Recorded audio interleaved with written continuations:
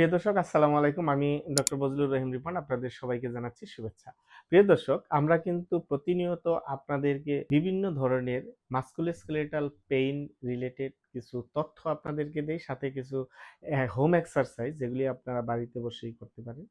দু একটি এক্সারসাইজ দেখাই যেগুলি আপনারা যদি নিয়মিত করেন তাহলে কিন্তু আপনাদের সংশ্লিষ্ট ব্যথা অনেকটা কমে যেতে পারে। তো আজকে আমরা যেটা দেখাবো সেটা হচ্ছে যে যারা আপনারা দীর্ঘদিন যাবৎ কোমর ব্যথায় ভুগছেন তাদের জন্য সিম্পল একটি এক্সারসাইজ।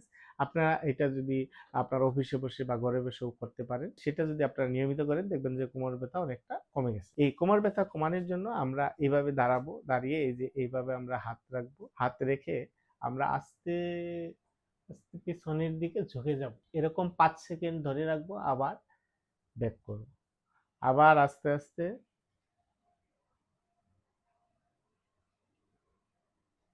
পিছনের দিকে ঝুঁকে যাব 5 সেকেন্ড, আবার ব্যাক করব। এইভাবে আমরা 10 বার এই ব্যায়ামটি করব, দিনে 3 বার।